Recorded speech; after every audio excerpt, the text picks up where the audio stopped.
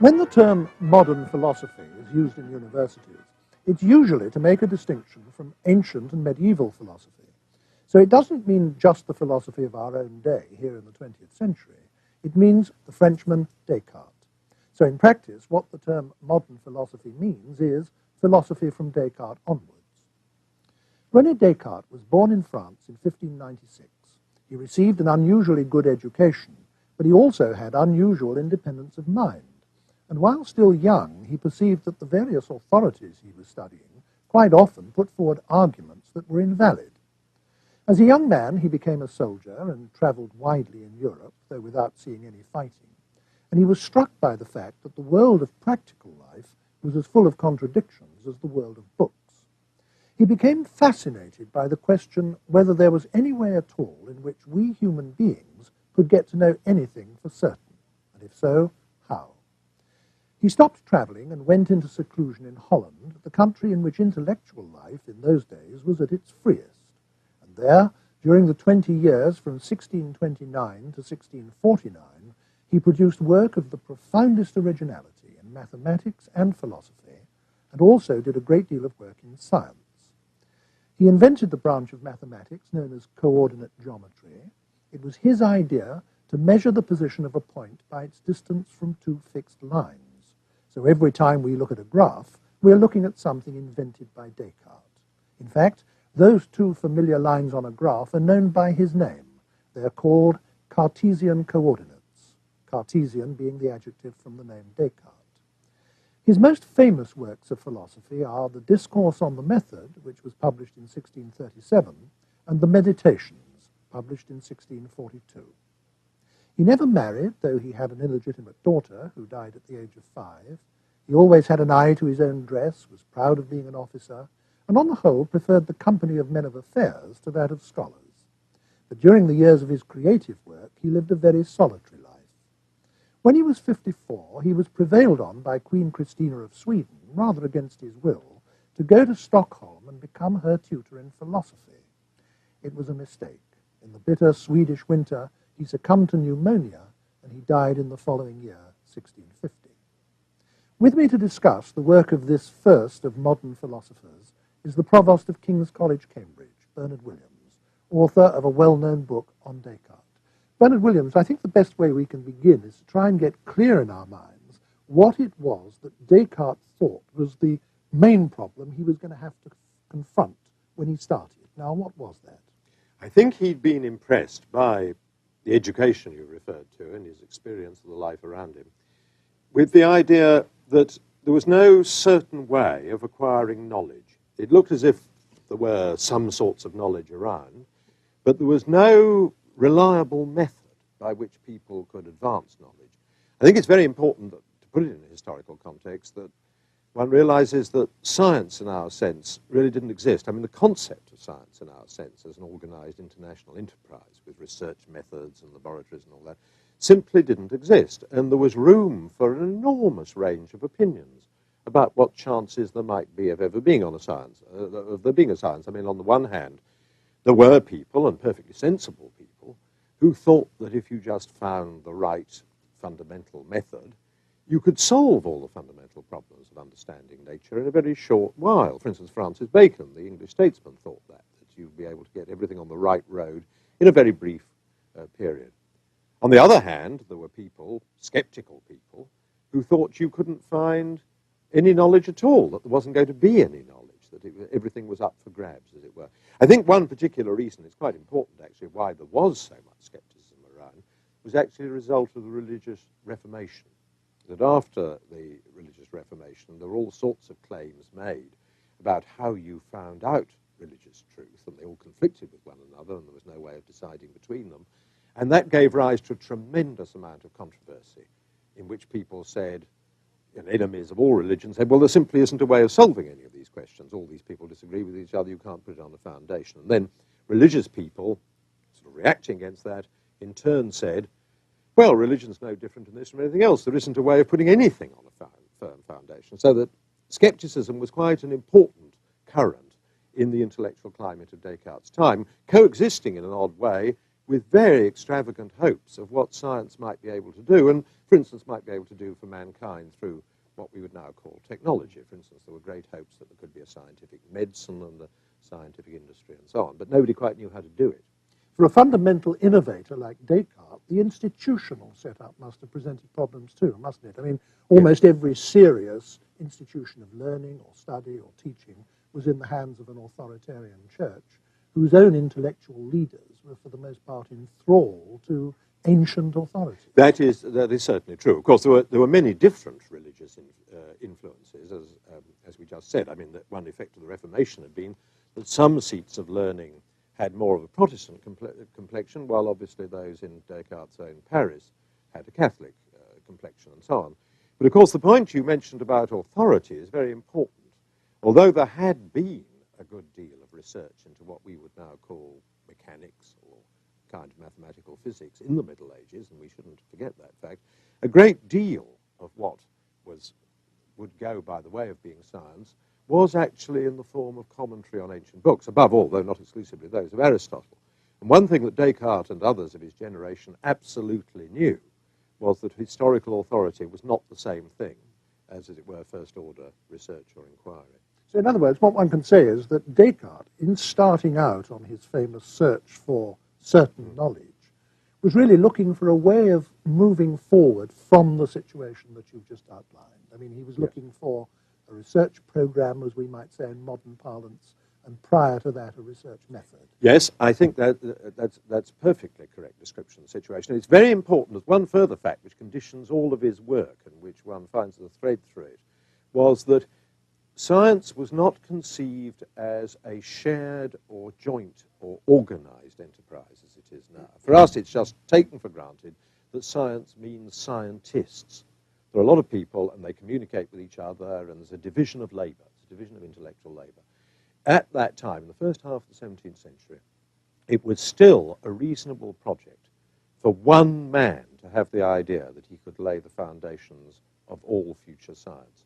And Descartes, who did really fundamentally believe that, it was not, as it were, a piece of megalomaniac insanity on his part, as it would be in the modern world for anybody to have that idea. Now, in my introduction to this discussion, I said that Descartes became fascinated by the question of whether there was anything that we could know for certain. Yes. He was clear from the outset, wasn't he, that certainty and truth are not the same thing, and that to put it at its uttermost crudity, certainty is a state of mind. Truth relates to the way things are out there in the world. Yeah. But he seems to have thought that you could only know that you've got the truth, so to speak, if you also had grounds for certainty. So that his method was not only going to have to be one which delivered the goods in the form of worthwhile conclusions, but also gave him a way of defending them against skeptical arguments. So now, how did he go about meeting that double-barreled requirement? Yes. Well, Descartes had a set of conditions on inquiry, and some of them were just sort of sensible rules about dividing questions up into handleable amounts, trying to get your ideas clear and things like that. But it had got this very characteristic and important rule for him that you shouldn't accept as true anything about which you could entertain the slightest doubt. Now, of course, as you said, on the face of it, that isn't an immediately sensible rule, because in ordinary life we're constantly seeking true beliefs about things, but we don't necessarily want to make those beliefs as certain as possible. One thing, we'd have to invest too much effort into making the ultimately certain beliefs all the time. But Descartes, who was trying to get at the foundations of science, and also not only at the foundations of a science itself, in the sense of fundamental general truths about the world, but also to lay the foundations of inquiry, that is, to be able, as he thought, to lay the foundations of the possibility of going on to find out more things, to establish that scientific knowledge was actually possible. For him, he felt that it was absolutely essential that you should start the search for truth with a search for certainty. That what he wanted to do was to be able to put the scientific enterprise, as we would put it, into a shape in which it could no longer be attacked by skeptics. So the first thing he wanted to do was to engage in a kind, we might call it preemptive skepticism. In order to put the foundations of knowledge beyond skeptical reach, he said to himself, I will do everything the skeptics can do, only better. And what I can do by pressing the skeptical inquiry hard enough is, he hoped, come out the other side with something which would be absolutely foundational and rock hard. And one of the most characteristic features of Descartes is not that he confuses the idea of looking for truth and the idea of looking for certainty. He saw they were two separate things. But he thought that the only sure way of searching for truth was by searching for certainty. And that led him, didn't it, to the famous Cartesian doubt as a method, not the discourse on the method. That's about something else, but doubt used as a method was fundamental to his procedure. He adopted something that he called the method of doubt. Yes. And indeed, the method of doubt is part of the method which is discussed in the discourse on the method, but only one element in it. That's the situation there. Now, the method of doubt worked, since he was looking for certainty, by laying aside anything in which he could find a doubt. As he famously put it at one point, it's like having a barrel of apples, and some of them are bad and some of them are sound. You want to keep only the sound ones. So you take them all out first, look at them one by one, throw away the ones that are dubious, and put back only the absolutely sound ones. So he started by emptying his mind of all beliefs, laying aside anything in which he could see the slightest doubt. And the way he did that was really in three stages. He started by laying aside things which just on ordinary commonsensical grounds you might possibly find doubtful. For instance, he reminded himself of such well-known facts as sticks can look bent in water, or, things can look curious colours to you if you have defects of eyesight, and so on, the obvious things. But he wanted to go beyond those absolutely sort of everyday kinds of doubt or grounds of doubt. And the next step he took was to entertain the idea that perhaps we could doubt that we were really awake and seeing things around us as we ordinarily suppose. For instance, he just entertained the following thought. He had often dreamt that in the past that he was perceiving things. While he was dreaming, at the time he was dreaming, he thought, just as he does now, that he was seeing people or tables or whatever around him. But of course he woke up and found that was all an illusion. How could he be certain that at this very instant he wasn't dreaming? Well, that's an unnerving kind of skeptical consideration. It had been used by skeptics before, but he gave it an orderly and settled place in his inquiry. Now, of course, the dream doubt, the doubt based on the dream, does depend upon knowing something. It depends upon knowing that in the past you've sometimes woken up and found you were dreaming. I mean, it depends on the idea that you know something about the world. For instance, that sometimes you sleep, sometimes you wake, sometimes you dream, and so on. He then took another step. He said, I will go to the most extreme doubt possible. I will imagine the idea of a malign spirit, sort of evil spirit, a malicious demon, as it's sometimes called in the literature, whose sole intent is to deceive me as much as he can. And then I put myself the following question. Suppose there were such a spirit, is there anything he couldn't mislead me about? And this, of course, is a pure thought experiment. It's an abstract thought experiment. We must emphasize that Descartes never meant this philosophical doubt to be a tool for everyday living. He makes that point over and over again. The method of doubt, and particularly the fantasy or model of the evil spirit, is used only as a form of intellectual critique in order to winnow out his beliefs and see whether some are more certain than others. And of course, the ultimate purpose for his long-range strategy of winnowing away everything that he can possibly, in any imaginable circumstances, doubt, is to find rock-hard, indubitable propositions which can then function as the premises for arguments. Absolutely Isn't that right. so? Well, there's two things. I mean, he certainly wants to find rock-hard, indubitable propositions. That's to say, the propositions which, in some sense, which of course requires a bit of inquiry into what exactly is, cannot be doubted, which in some sense cannot be doubted, which will resist the doubt. He wants them in part as premises of arguments.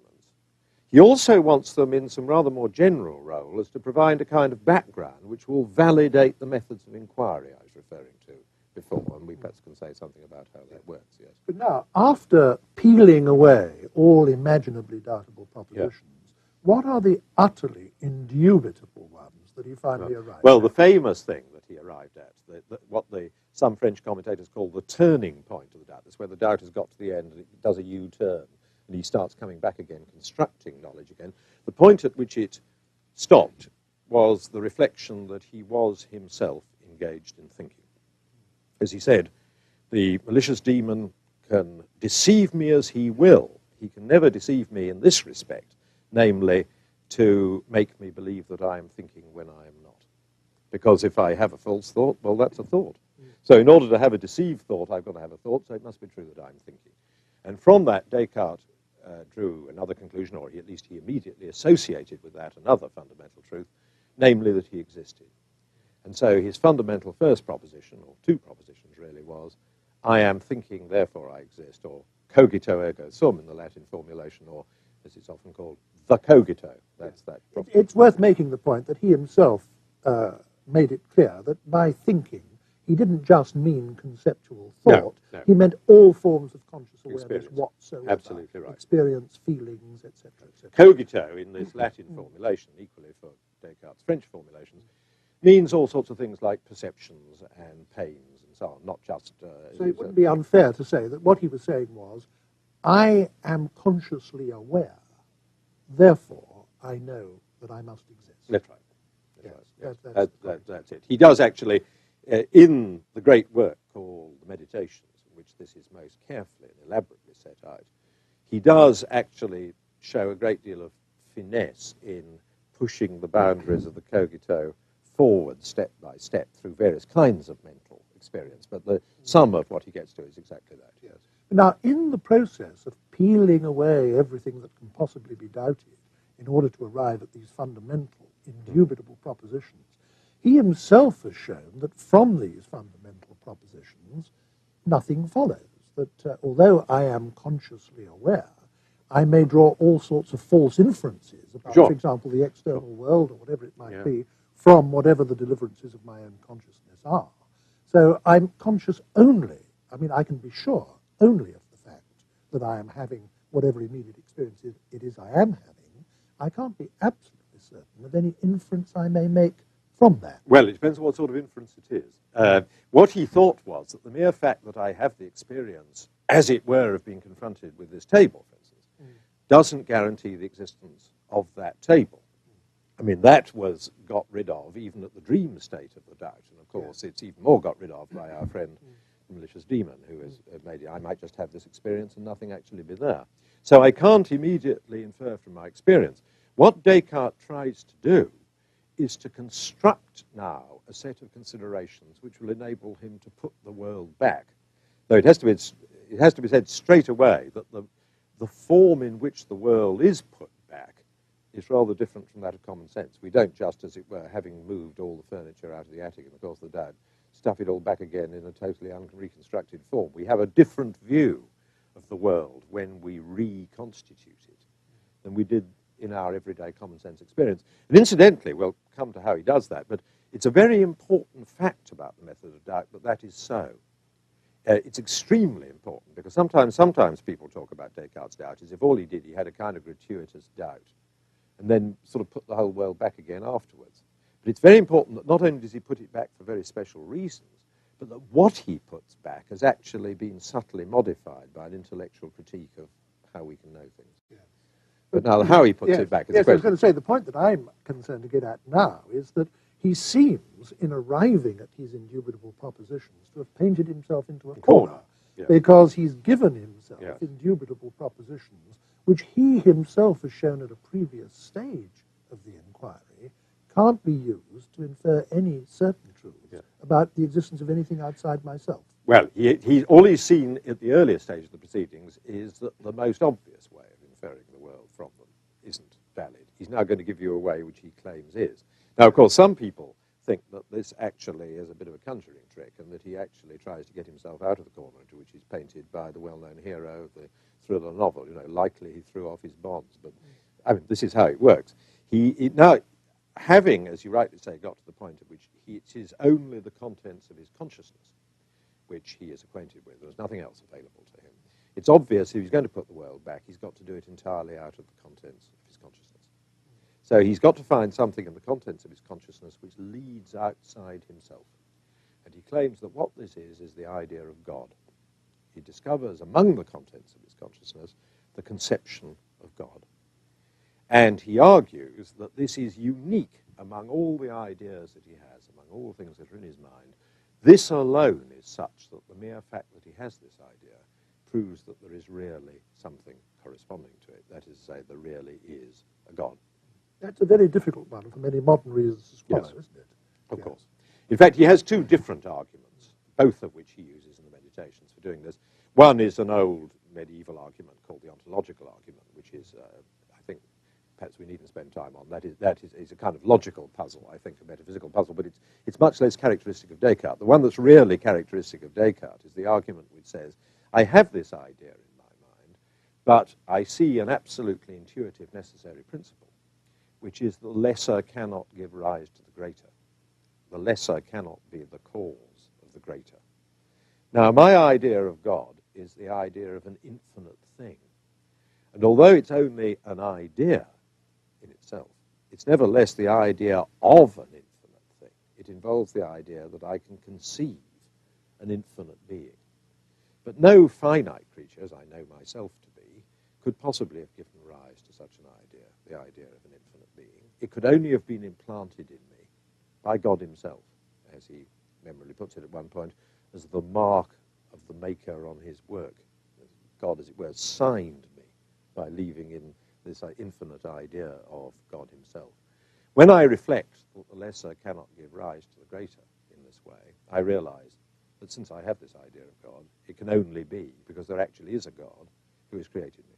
So he's then put in the position of founding our knowledge of the external world on a belief in the self-evidentness of the existence of That's God. right. It's absolutely central. The next bit then goes that it works like this. He then says, the things I know about this God, I know that he exists, I know that he's omnipotent, I know that he created me, and I know that he is benevolent. These are, of course, all traditional Christian beliefs. And because God created me and is benevolent, he is concerned as much with my intellectual welfare as with my moral welfare. And what that means is that if I do my bit, and that's very important, and I clarify my ideas as much as I should, and I don't assent precipitately to things I haven't thought out properly, if I do my bit in that sense, then God will validate the things which I am then very strongly disposed to believe. Now, I find that however much criticism I make of my ideas, however carefully I think out what is involved in my beliefs about the physical world and all that kind of thing, although I can suspend judgment in the doubt, I wouldn't have got to this point if I couldn't, although I can suspend judgment in this doubt, I do have a very strong tendency to believe that there is a material world there.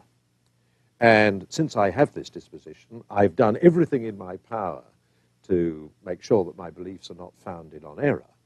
Then God will, at the end, as it were, make sure that I am not fundamentally and systematically mistaken. That is, there is such a world.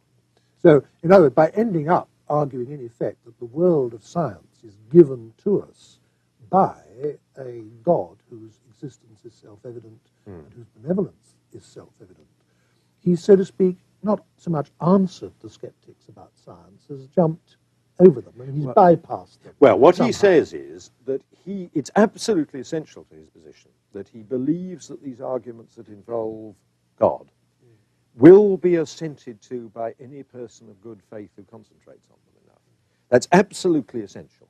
He cannot accept, it would ruin his whole position if you accepted the idea that whether you believe in God is a matter of cultural or psychological upbringing and perfectly sensible people can disagree about whether there's a God or not, however hard they think about it. It is essential to Descartes that to deny the existence of God confronted with these arguments is as perverse and as totally in bad faith as it would be to deny that twice 2 is 4. And therefore the idea is that if you lead the skeptic properly through it, and the skeptic is an honest man and is not just mouthing words or trying to impress, and you put these proofs before him, he must at the end assent. Now, people have not done this because they haven't thought hard enough, they haven't they haven't done it in an orderly manner. A lot of the skeptics are in fact fakes who simply go around making a rhetorical position, don't really think about it. But if you're in good faith and think hard enough about it, then you will come to see this truth. And then you cannot consistently deny the existence of the external world. That's what he believed. Now, one very important outcome which this set of arguments had was that of positing a world which consists fundamentally of two different sorts of entity. There's the external world, which is, as it were, given to me by a God on whom I can rely. But there's me, who is observing this external world. And he made a great point, again, in this earlier stage of the argument, when he's stripping away all the propositions that he can possibly doubt, of saying that when he's considering himself and the nature of his self, he can even imagine himself existing without a body. That's right. Absolutely But right. he can't imagine himself not having the thinking awareness. Yeah, that's the point about the I am thinking being indubitable. Right. Yes, that's right. So one consequence of that is that you get a world posited which Yeah. consists, on the one hand, of thinking entities which Yeah. are locationless and substanceless, and a world, a material world, which this thinking entity is thinking about or observing.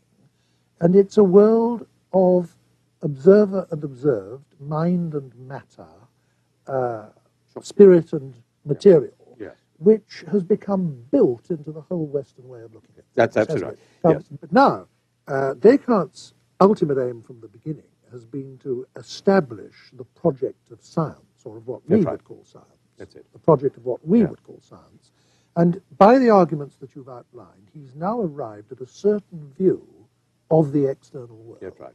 Now, how is this external world to be treated scientifically? Now, that's, you remember I mentioned earlier that when through the help of God, we put the world back again, we didn't put back quite the same world that we've thrown away, that it's criticized in the process. And in our reflections, we come to the conclusion not only there is an external world, the external world, just as my essence as a thinking thing is simply thought, the external world has an essence too, and that's simply extension. It's simply that it takes up space, that it's susceptible to being treated by geometry and the mathematical sciences. All its, as it were, colourful aspects, I mean the fact that it's coloured, that there are certain tastes and sound, these are really subjective. They're on the mental side. They're subjective things that occur in consciousness which are caused by this physical, extended geometrical world. He had an example which I think it's worth mentioning. It's a very good one, Yeah. about a piece of wax. He said, if you take a piece of wax, it has a certain size and shape in your hand, a certain colour, smell, texture, feel, temperature, and so on. And it seems to us to be the combination of those properties. If you put the same piece of wax in front of a fire, it immediately melts, and then all those things change. Yes. Different colour, different smell, different temperature, different everything. And yet we want to say it's the same wax. Now, what about it? What is there about it that's the same? Answer, I suppose, that there's a continuous history of space occupancy. Yes. There is, as you know, there is a great, one of the disputed things in expounding Descartes is what exactly he thought the wax argument proved and how much he thought it proved just by itself. But he certainly did use that example to illustrate, if not actually to prove, what he thought was the fundamental idea, that, as it were, space occupancy, just being a piece of space. Yes. And it's rather important, but curious, he did actually not think, he really did think a piece of space.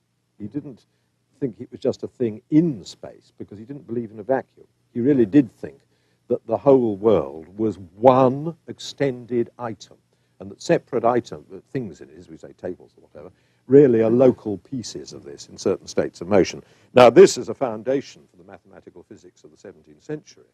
In its own terms, didn't come off. I mean, eventually it was going to be replaced by the classical physics and dynamics of Newton, which had a different conception of a mathematical world. But it did a tremendous amount to establish the notion of a physical world which is fundamentally of a mathematical character and permits mathematical physics to be done.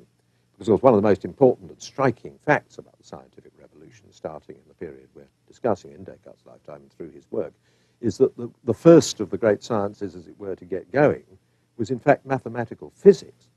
Chemistry, as well, the things that deal with sorts of things in much more that kind of detail, is of course much more a product of the 18th and 19th century, and not of the 17th century. But wouldn't it be fair to say that Descartes, in his time, did more to launch the possibility of science and to, as it were, sell science to the educated public than anyone else. Yes, I should have thought that was probably true. I mean, the figure who was also enormously famous, and whose, as a matter of fact, whose actual physics is nearer to classical physics as it came out in the end, is actually Galileo rather than Descartes. But of course, Galileo was more notorious, perhaps, than respectable because he was tried and condemned by the Inquisition and so on. Yes, I mean, Descartes' intellectual influence in this respect was simply enormous, even though the details of his physics were eventually to be in good part repudiated. Yes. Now, up to this point in the argument, what Descartes has shown, Descartes hasn't, as it were, provided us with any physics. No. What he's shown is that a mathematically based physics is possible Yes. and is applicable Right. to the real world.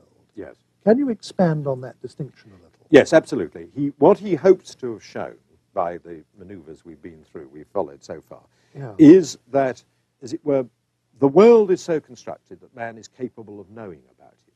I mean, in that sense, man and the world are made for each other by God. There is still a teleological thing at the end in God, even though, of course, man, in his essence, is not actually part of nature, because man is this immaterial intellectual substance, which isn't part of the natural thing. Man is not part of nature in that sense, but he is, as it were, his intellection is quite well adjusted to it. And that means we can conduct a mathematical physics above all. Now, Descartes thought that some of the fundamental principles of physics could themselves be known by what we would call philosophical reflection. He thought in particular we could know by such reflection that every physics had to have a conservation law. There had to be something that was conserved. We talk about the conservation of energy, the conservation of force, and so on. Descartes... The indestructibility of matter, yes, as it used to be. As it used to be thought, but of course now we know the equivalence of matter and energy through atomic reactions and so on. Now, Descartes actually picked on the quantity that was conserved, something which wasn't what was conserved, and indeed, in terms of classical physics, later, is not even well defined. But the idea was there, and that was a priori. It was to be known by reflection. Further details of the laws of physics, he thought, required investigation. And in particular, how the world was actually laid out, how different patterns of motion were to be found in it, he thought was a matter for experimental inquiry. Now, this is quite important because Descartes is rightly said to be a rationalist philosopher. That is, that he thinks that fundamental properties of the world and of the mind and so on can be discovered by reflection, by a kind of philosophical reflection. And he does not think that everything is just derived from experience or experimental things. It's sometimes supposed that he was such a strong rationalist that he thought that the whole of science was to be deduced by purely kind of mathematical or logical reasoning from metaphysics. That if I sat and thought hard enough about the cogito and God and matter and all that, I'd arrive with the whole of science. He thought no such thing. In fact, he's absolutely consistent always in saying that experiments are necessary to distinguish between some ways of explaining nature and others. You can build different models. This is very modern aspect of his thought. You can build or construct different intellectual models of the world within his laws. Experiment is needed to discover which are truly there. Yes. And is experiment seen by him as designed to test the answers or to give us the material for the premises to our argument? It's designed for a number of different things, actually, but really the following, that if you take the fundamental laws of nature, the principles on which matter moves, there are a lot of different mechanisms you could imagine which would produce superficially the same effect. You then make differential experiments. You then arrange a setup in which one thing will happen if one model is what's really there, and it won't if another is. And so you select between models. And that's really is quite a good description of quite a lot of what physicists do. Well, it's the modern notion of the crucial or decisive experiment. And he was very keen on that. One of the things that Descartes was admirable about was that it was simply no good blundering around the world, trying out experiments to see what you could find out. You had to ask the right question. And that's, again, this thing we were saying before, God is on your side if you do your bit. God will not allow you to be systematically deceived if you don't systematically deceive yourself. So what you've got to do is to think of the right questions to ask, and then God will assist nature in giving you the answer. I think it's worth making the point at this stage in the discussion that although God is an absolutely indispensable element to Descartes in the course of arriving at his method, once you've got the method, you don't have to be any sort of believer in God to use it. No, that is an exceedingly important point, that Descartes wanted to free the process of science from theological constraints or foundations, or as one might say, free it from theological foundations and hence from theological interference. But, of course, he was extremely keen to say this does not mean that we've produced a godless world. We've produced a world which is, in fact, made by God and where our knowledge of it is guaranteed by God.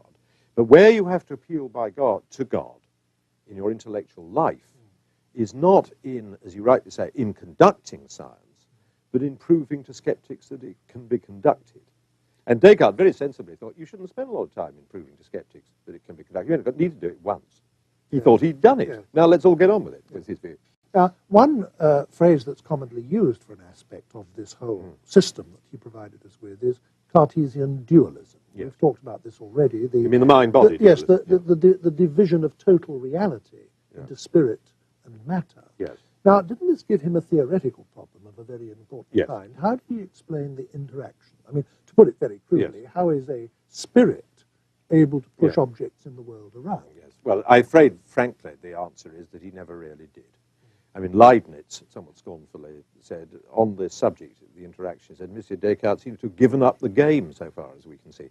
He did have a theory in a late work, just before he went to Sweden. He wrote a book in which he did curiously try to localize the interaction between mind and body in the pineal gland, which is the body at the base of the brain. But, of course, it barely even makes sense. I mean, the idea that this purely sort of abstract, non-material item, something which is almost, though not quite as it were, the category of a number, could induce a change in the physical world by redirecting certain animal spirits, which is what he believed, is so difficult to conceive, even in sort of abstract principle, that it was a kind of scandal for everybody. I mean, a lot of the philosophy of the 17th century, and indeed subsequently actually, addressed itself to trying to find some more adequate representation of the relation of mind and body than Descartes actually left us with. Nevertheless, some form of Cartesian dualism, of distinction between Yeah. observer and observed, subject and object, got into Western thought for something like 400 years. Well, didn't I it? think the distinction between subject and object, knower and known, is a distinction which is simply impossible for us to do without. I mean, there are indeed philosophical systems that constantly try to say that we simply have no conception of the known independently of the knower. Yeah. We make up the whole world and so on. But, of course, the trouble about that is that it's very difficult, complete idealism, the idea that everything there is really a product of our minds, is, to put it a little simply, quite difficult to believe. And we all do, and certainly all science does, depend very much on a dualism between the knower and the known, a world which we can know independently of our process of knowing it. What I think very few people now assent to is the absolute dualism between a completely pure mind and the body. The knower has to be seen as, indeed, of course, it was in philosophy earlier than Descartes, for instance, by St. Thomas or by Aristotle. The knower has to be seen as an essentially embodied creature, him or herself, as it were. I mean, Yes. and not just as a kind of pure self. What would you say its main influence on Western philosophy has been? I mean, Descartes' influence has been simply immense, Yes. and still is. Well, if we summarize it in one thing, it is that Descartes, and almost Descartes alone, who brought it about, that the center of Western philosophy for all these centuries has been the theory of knowledge. The idea that philosophy starts from the question, what can I know? Not from the question, just what is there? Or how is the world? But what can I know? And not just what can I know, but what can I know? That is, that it starts from a first-personal, egocentric question. And it is very important for the structure of Descartes' system. I mentioned right at the beginning that it was possible in his time to think that perhaps science could even essentially be done by one person. But even if you lay that historical context aside, it is a very important part of his enterprise that it is autobiographical. It's no accident that his two great works, The Discourse on the Method, and above all, the Meditations, are written in the first person. They are works of philosophical self-inquiry. And this first-personal and epistemological aspect, that is, an aspect concerned with the theory of knowledge, has been the overwhelming influence of Descartes. Now, given that all the things are wrong with the philosophy that we've touched on, and of course there are more than we have touched on. Yes, of course. And given that the central concern of philosophy has now moved away from the problem of knowledge, which was made central by Descartes, why is the study of Descartes now as valuable to us as it is? I mean, if I may put this problem this question in a personal way, you, Bernard Williams, You spent, as far as I know, almost 20 years of your life working on a book on Descartes. You must have thought this enormous investment of yourself and your life was worth it. Why? I think for two reasons. I mean, let's lay aside the purely case of historical understanding, the role that Descartes has played in getting us into our present situation, where I think that just to know what he said in a little bit of detail is very important, simply to understand who we are and where we've come from. But the reason why I think that this book, and I say this book, above all, I mean the particular book called The Meditations, is a book that one very much, if one's interested in philosophy, wants to read now, is because the path it follows, the path of asking, what do I know, what can I doubt, and so on, is presented in an almost irresistible way. And the point is, it's not an accident that this emphasis in philosophy has been so overwhelmingly important. It isn't that Descartes, just because he was a dazzling stylist or something of that kind, could kind of perform a long-distance mesmerism on the mind of Europe. That isn't the reason. The reason is because he discovered something which is intrinsically compelling. That is, the idea that I can ask myself, well, I have all these beliefs, but how can I get round behind my beliefs to see if they're really true? How can I stand back from my beliefs to see which of them are prejudices, how much room for there is in skepticism?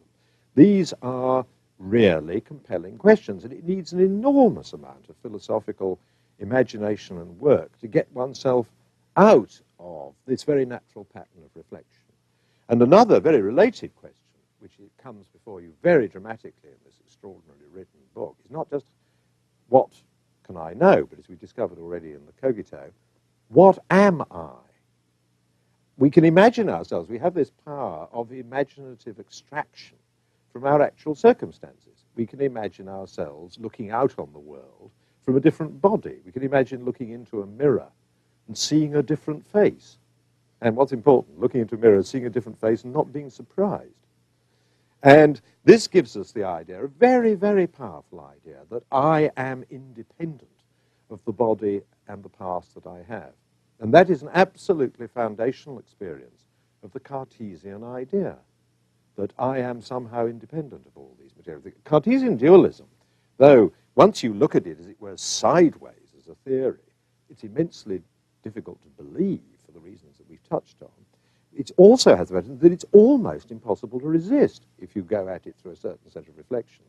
And I think the set of reflections that Descartes, with unexampled clarity and force, lay before you to lead you down that path, as I think mistaken path, are so not only powerful in themselves, but as it were near to the bone, that it is a prime philosophical task to try and arrive at an understanding of oneself, one's imagination, one's conception of what one might be, that one would free one of that dualistic model. Thank you very much. When the term modern philosophy is used in universities, it's usually to make a distinction from ancient and medieval philosophy. So it doesn't mean just the philosophy of our own day here in the 20th century. It means the Frenchman Descartes. So in practice, what the term modern philosophy means is philosophy from Descartes onwards. René Descartes was born in France in 1596. He received an unusually good education, but he also had unusual independence of mind. And while still young, he perceived that the various authorities he was studying quite often put forward arguments that were invalid. As a young man, he became a soldier and travelled widely in Europe, though without seeing any fighting. And he was struck by the fact that the world of practical life was as full of contradictions as the world of books. He became coordinates, Cartesian being the adjective from the name Descartes. His most famous works of philosophy are the Discourse on the Method, which was published in 1637, and the Meditations, published in 1642. He never married, though he had an illegitimate daughter who died at the age of 5. He always had an eye to his own dress, was proud of being an officer, and on the whole preferred the company of men of affairs to that of scholars. But during the years of his creative work, he lived a very solitary life. When he was 54, he was prevailed on by Queen Christina of Sweden, rather against his will, to go to Stockholm and become her tutor in philosophy. It was a mistake. In the bitter Swedish winter, he succumbed to pneumonia, and he died in the following year, 1650. With me to discuss the work of this, fascinated by the question whether there was any way at all in which we human beings could get to know anything for certain, and if so, how. He stopped travelling and went into seclusion in Holland, the country in which intellectual life in those days was at its freest, and there, during the 20 years from 1629 to 1649, he produced work of the profoundest originality in mathematics and philosophy, and also did a great deal of work in science. He invented the branch of mathematics known as coordinate geometry. It was his idea to measure the position of a point by its distance from two fixed lines. So every time we look at a graph, we're looking at something invented by Descartes.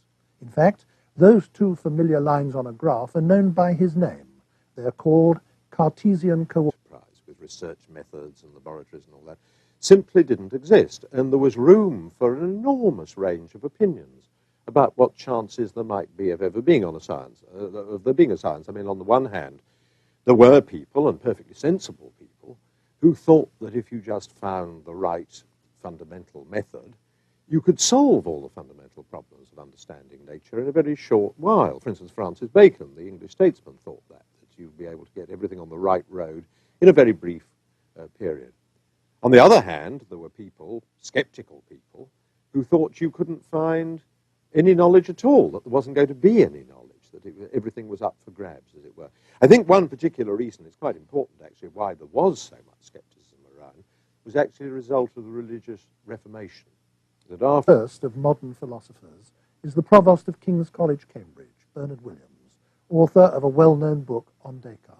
Bernard Williams, I think the best way we can begin is to try and get clear in our minds what it was that Descartes thought was the main problem he was going to have to confront when he started. Now, what was that?